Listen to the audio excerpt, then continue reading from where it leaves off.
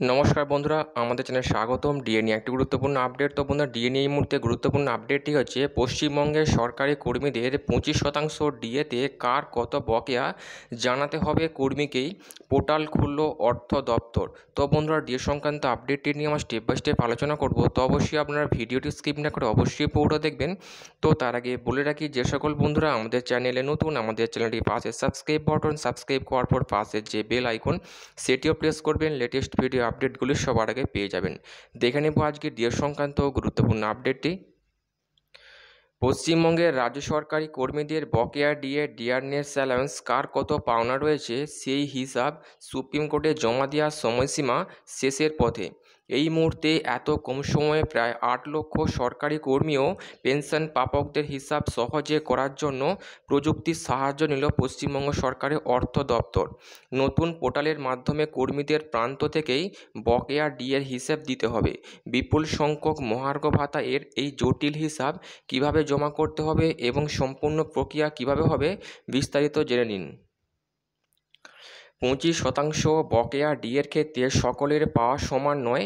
ডিএর হিসাবটা সাধারণত কর্মী বা পেনশনারের বেসিকের উপর হিসাব হয়। তাছাড়া 2009-এর পর যারা কাজে যোগদান করেছেন তাদেরও 10 বছরের চেয়ে কম বকেয়া রয়েছে। তাই এই হিসাবটা প্রত্যেক কর্মীর ক্ষেত্রে আলাদা হবে। আর সেই কারণে কর্মীদের নিজ নিজ বকেয়া কত হয়েছে তার নির্দিষ্ট ফরম্যাটে জানাতে হবে। সেই সমস্যার সমাধানে নবান্নের নয়া প্রযুক্তি নতুন পোর্টালে সেই হিসাব জানাতে হবে। রাজ্য সরকারি কর্মীদের মধ্যে এখন একটাই আলোচনা, বকেয়া মহার্ঘ ভাতা বা ডিএ বা ডিয়ারনেস অ্যালাউন্স। এই ইস্যুটি দীর্ঘদিন ধরে চলে আসছে এবং সুপ্রিম কোর্টের সাম্প্রতিক নির্দেশের পর এটি ফের আলোচনার কেন্দ্রবিন্দুতে উঠে এসছে। নবান্ন এবার ডিজিটাল প্রযুক্তির সাহায্য নিয়ে নির্ভুলভাবে হিসেব করছে কোনো কর্মীর কত টাকা বকেয়া রয়েছে। সুপ্রিম কোর্টের নির্দেশ অনুযায়ী নির্দিষ্ট সময়সীমার মধ্যে এই বকেয়া মেটানোর কাজ শুরু হয়েছে। এই প্রতিবেদনে আমরা জানব কার কত বকেয়া, কিভাবে তা জানা যাবে এবং নবান্ন কিভাবে এই প্রক্রিয়া পরিচালনা করছে। বকেয়া ডিএ নিয়ে সুপ্রিম কোর্টের নির্দেশ। গত 16ই মে 2025-এ সুপ্রিম কোর্টের বিচারপতি সঞ্জয় করল এবং সন্দীপ মেহতার বেঞ্চ রাজ্য সরকারকে স্পষ্ট নির্দেশ দিয়েছে। তারা বলেছে রাজ্য সরকারকে বকেয়া ডিএর অন্তত 25% আগামী 27শে জুন 2025-এর মধ্যে মেটাতে হবে। শুধু তাই নয়, এই সময়সীমার মধ্যে বকেয়া পরিশোধের একটি বিস্তারিত রিপোর্টও আদালতে জমা দিতে হবে। এই নির্দেশের পর নবান্ন জোরকদমে কাজ শুরু করে দিয়েছে যাতে প্রত্যেক কর্মীর বকেয়া হিসেব সঠিকভাবে তৈরি করা যায়। এই প্রক্রিয়ায় আধুনিক প্রযুক্তির ব্যবহার করা হচ্ছে যা কর্মীদের জন্য স্বচ্ছতা নিশ্চিত করবে। নবান্নের নয়া প্রযুক্তি ডিজিটাল হিসাব। নবান্ন এবার ডিজিটাল প্রযুক্তির উপর ভরসা করছে।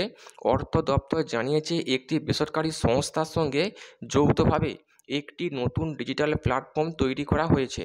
এই প্ল্যাটফর্মের মাধ্যমে পশ্চিমবঙ্গের সমস্ত সরকারি দপ্তর, স্কুল, কলেজ, বিশ্ববিদ্যালয় এবং সরকার অনুমোদিত সংস্থার কর্মীরা তাদের বকেয়া ডিএর তথ্য জানাতে পারবেন।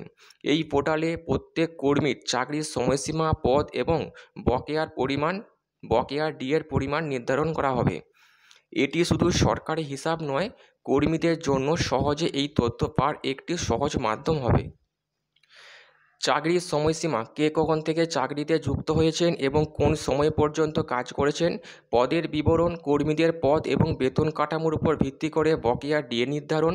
বকেয়া ডিএর পরিমাণ, নির্দিষ্ট সময়ের জন্য কত টাকা বকেয়া রয়েছে তার সঠিক হিসাব। এই পোর্টালে কর্মীরা নিজেদের তথ্য দাখিল করতে পারবেন যা সরকারের কাছে পৌঁছে যাবে। এর ফলে স্বচ্ছতা বজায় থাকবে এবং ভুল হিসাবের সম্ভাবনা কমবে। বকেয়া ডিএর সময়সীমা 2009 থেকে 2019 নাকি অন্য কিছু? কর্মীদের মনে এখন একটাই প্রশ্ন, বকেয়া ডিএ কোন সময়ের জন্য দেওয়া হবে। কেউ কেউ দাবি করছেন বকেয়া 2008 সালের এপ্রিল থেকে শুরু হয়েছে।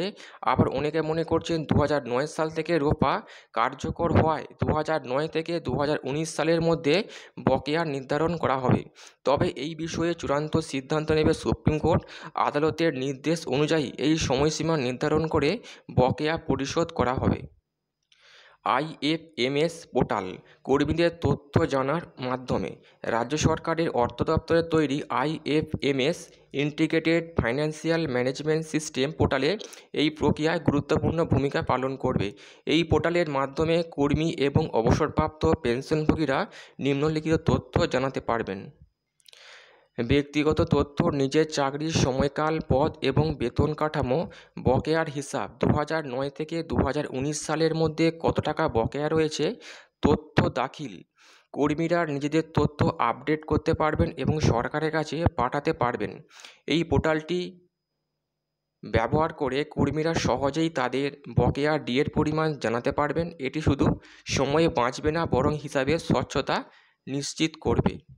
কোন কর্মীর কত টাকা বকেয়া, এটি উদাহরণ: বকেয়া ডিএর পরিমাণ নির্ভর করবে কর্মীর পদ, বেতন কাঠামো এবং চাকরির সময়সীমার উপর।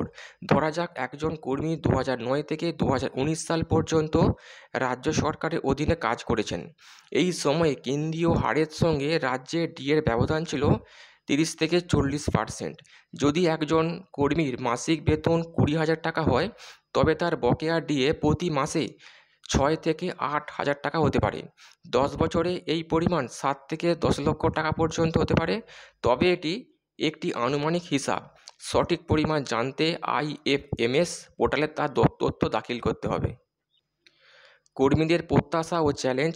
কর্মীদের মধ্যে এই নির্দেশকে ঘিরে প্রত্যাশা তুঙ্গে, তবে কিছু চ্যালেঞ্জও রয়েছে। সময়সীমার চাপ। সুপ্রিম কোর্টে দেওয়া 27শে জুনের ডেডলাইন মেনে চলা রাজ্য সরকারের জন্য বড় চ্যালেঞ্জ। বিশাল সংখ্যক কর্মীর হিসাব নির্ভুলভাবে করা সময় সাপেক্ষ। আর্থিক বোঝা। রাজ্যের আইনজীবী অভিষেক মনু সিংভি আদালতকে জানিয়েছেন 50% বকেয়া মেটাতে প্রায় 20,000 কোটি টাকা লাগবে। 25% বকেয়া মেটাতে হলে বিপুল পরিমাণ অর্থের প্রয়োজন।